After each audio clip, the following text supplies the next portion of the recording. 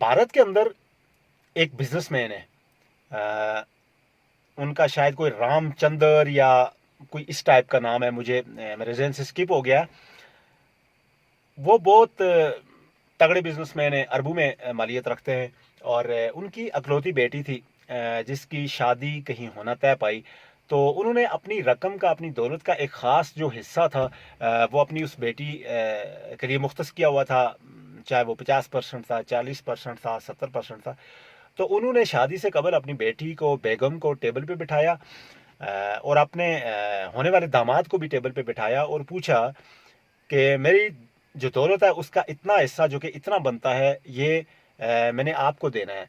बेटी को कहा, और कहा कि आप अब मुझे ये बताएं कि ये रकम आपने नकदी की सूरत में देनी है, मैं आपके अकाउंट में इसको शिफ्ट कर दूं, या आप इससे कोई जहेज लेना चाहती हैं, या कोई महंगी कार लेना चाहती हैं, किसी दुनिया की किसी लग्जरियस और लेविश जो सोसाइटी है उसके अंदर घर लेना चाहती हैं, या किस मद में, या आप अपनी शादी के ऊपर धूमधाम है जो उसके ऊपर ये अखराजात करना चाहती है इस दौलत के। सो मुझे बताएं कि आप किस किस नौयत का जो खर्चा है वो इन पैसों से करना चाहती हैं, तो मैं उस साइड पे इन पैसों को शिफ्ट करूं। उनकी बेटी ने अपने वालिद को ये जवाब दिया कि वो इन तमाम एरियाज पे ये रकम खर्च नहीं करेंगी जिन एरियाज का आपने जिक्र किया है। तो वालिद ने बड़े ताज्जुब से पूछा कि फिर आप कहाँ पे ये रकम खर्च करना चाहती हैं। तो उन्होंने कहा कि मुझे लेविश घर भी नहीं चाहिए, वो मैंने ऑलरेडी देखा हुआ है, मुझे कोई महंगी हाउसिंग कॉलोनी में मकान नहीं चाहिए, मैं अपनी शादी पे किसी किस्म का गैर ज़रूरी खर्चा नहीं करना चाहती, और जहेज नाम की कोई चीज़ मुझे नहीं चाहिए। सो उनकी बेटी ने डिसाइड किया कि भारतीय गुजरात शहर है जो, वहाँ पे पोवर्टी खासी मतलब गुर्बत है, बहुत से लोग हैं जो जिनके पास शायद एक कमरा मकान रहने के लिए मैसर नहीं है। तो उन्होंने कहा कि मैं चाहती हूँ कि ये रकम आप मुझे दे दें, और मैं गुजरात के अंदर जितने भी इस रकम से घर बनते हैं एक ख़ास कॉलोनी बनाऊँ, और उसके बाद जिस दिन मेरी शादी हो तो मैं वहाँ के वो गरीब लोग इंश्योर करके कि जिनके पास एक कमरा मकान भी नहीं है और वो गरीब है, तो उन सब में ये मैं तकसीम कर दूँ, ये मेरा अपनी रियासत के लिए काम होगा, मैं इसमें ये पैसे खर्च करना चाहती हूँ। वालदेन ने कहा ठीक है, आप अगर चाहती हूँ तो बेशक करें। उन्होंने अपनी टीम साथ ली, गुजरात के अंदर गए, एक मखसूस एरिया में ज़मीन खरीदी, और उसके बाद वहाँ एक कॉन्ट्रैक्टर को कॉन्ट्रैक्ट दे दिया मकान बनाने का। उनके तखमीने के मुताबिक जो उन्होंने डिज़ाइन पेश किया कॉन्ट्रैक्टर को, तो 270 घर जो हैं वो उस रकम से बने। वो मेरे ख्याल में 2 कमरे, किचन, बाथ, प्लस एक फैमिली का जो अच्छा मुनासिब मयारी मकान है, वो उन्होंने 270 घर बड़ी अच्छी एक हाउसिंग सोसाइटी की सूरत में तामीर करवाए। फिर वहाँ पे पक्की रोड का इंतज़ाम किया, पानी का इंतज़ाम किया, और उसके अलावा जो है वो ज़िंदगी की जो आसाइशें वहाँ पे मयारी स्कूल, कॉलेज, हॉस्पिटल, ये सब चीज़ें जो एक हाउसिंग कॉलोनी के अंदर होती हैं वो तमाम बना के एक बेहतरीन मॉडल जो है वो बना के।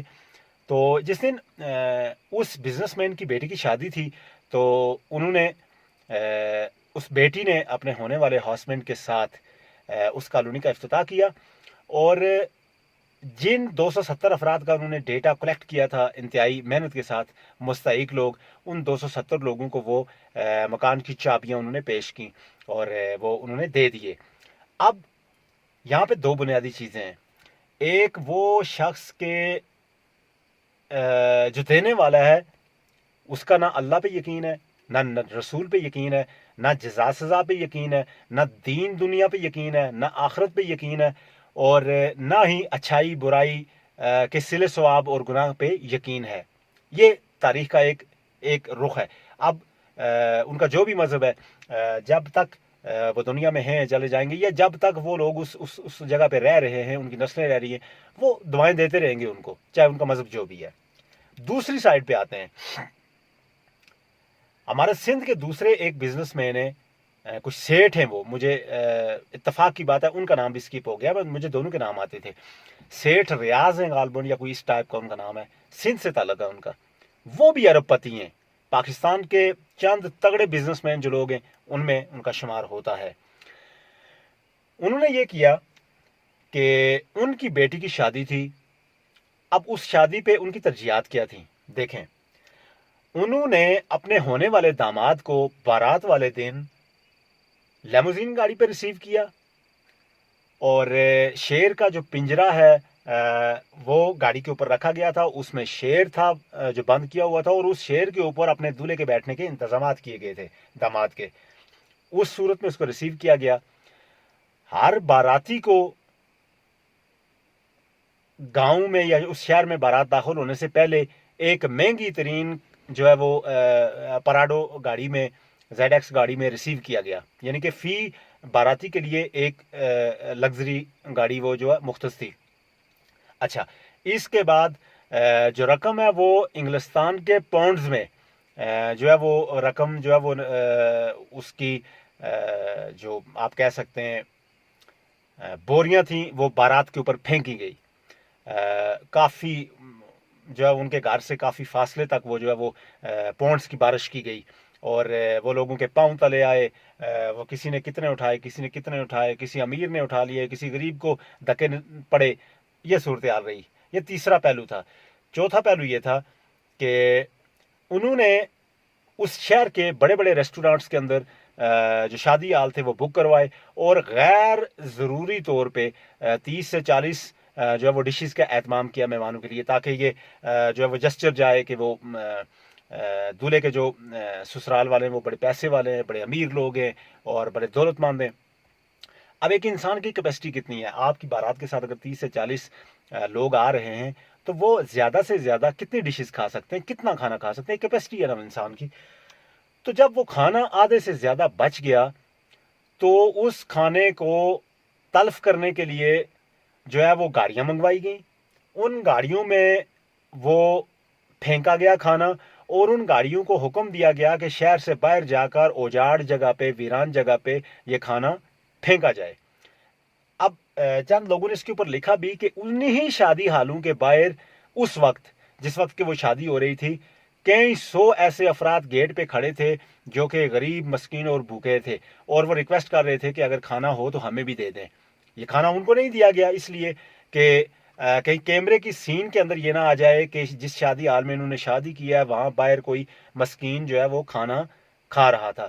اس کھانے کو اس ہاؤسنگ سوسائٹی اپنا شادی ہال سے باہر دور جا کر ویرانے میں پھینکا گیا، جہاں شاید وہ چند کتوں نے یا چند پرندوں نے کھایا ہوگا مگر کسی انسان کے نصیب میں نہیں ہو سکا. اس کے علاوہ اور بہت سی مثالیں ہیں. میرپور آزاد کشمیر کے کچھ لوگ ہیں جو بہت امیر ہیں، انہوں نے اپنی شادیوں پر بہت غیر ضروری اخراجات کیے ہیں. یہ ساری روداد کہنے کا بنیادی مقصد یہ ہے کہ بطور قوم، بطور معاشرہ، بطور انسان ہماری ترجیحات کیا ہیں. یہ بڑی اہم چیز ہے. ہماری ترجیحات ہم بہت جلدی کہہ دیتے ہیں کہ جی ہمارے ملک میں یہ ہو رہا ہے، وہ ہو رہا ہے، کرپشن ہو رہی ہے، جھوٹ ہو رہا ہے، فراڈ ہو رہا ہے، دغا ہو رہا ہے، بےایمانی ہو رہی ہے، منافقت ہو رہی ہے. یہ سب چیزیں اپنی جگہ پہ. بحیثیت انسان، بحیثیت معاشرے کا حصہ آپ کا اور میرا جو وہ مائنڈ سیٹ کس قسم کا ہے، ترجیحات کیا ہیں. اگر بھارت کی ایک بیٹی بھارت کے غریبوں کے لیے 270 مکان اپنے جہیز کے پیسوں سے بنوا سکتی ہے، تو کیا پاکستان کا ایک بزنس مین اپنے اربوں روپے میں سے چند 100 لوگوں کو کھانا نہیں کھلا سکتا؟ وہ کھانا کہ جو شادی کے بعد بچا ہوا کھانا ہے. پھر آپ کیسے اس ملک کی خدمت کر رہے ہیں؟ آپ ڈیزرو ہی نہیں کرتے. آپ ایک اچھا معاشرہ، آپ ایک اچھا ملک، آپ ایک اچھا ویل اکنامک اسٹیبل کنٹری اور ایک اسٹیبل جو سسٹم ہے وہ ڈیزرو ہی نہیں کرتے. وہ اس لیے کہ ہم بطور قوم شارٹ مائنڈ لوگ ہیں. ہم لکی ڈرا کے ذریعے پیسہ کمانا بہتر سمجھتے ہیں کہ ایک کمپنی اگر ایک کار دے رہی ہے، اس کار کے عوض 50 لاکھ کی کار کے عوض وہ 2 کروڑ روپے کے ٹکٹ تقسیم کر رہی ہے اور ہمیں ٹکٹ بیچنے کے لیے 5 روپے پر ٹکٹ کمیشن دے رہی ہے، تو ہمارے لیے وہ کام ترجیح پہ ہوگا. ہمارے لیے یہ کام کبھی ترجیح پہ نہیں ہوگا کہ ہم انڈسٹریل زون میں جائیں، کریشن کریں، جی ڈی پی اپنی بڑھائیں اور کوئی ایسا کاروبار کریں جس سے ہم اپنی ایکسپورٹ کر سکیں، کوئی نیا آئیڈیا کریٹ کریں، کوئی چیز تخلیق کریں. نہیں، ہم بنیادی طور پہ جو ہے وہ شارٹ مائنڈ لوگ ہیں اور صرف یہ سوچتے ہیں کہ پیسہ جیب میں آ جائے، کہاں سے آئے گا، کتنا نقصان کسی کا کر کے آئے گا، ہمارا آگے کتنا کرے گا، اس کا مستقبل میں امپیکٹ کیا ہوگا، اس سے کوئی سروکار نہیں ہے۔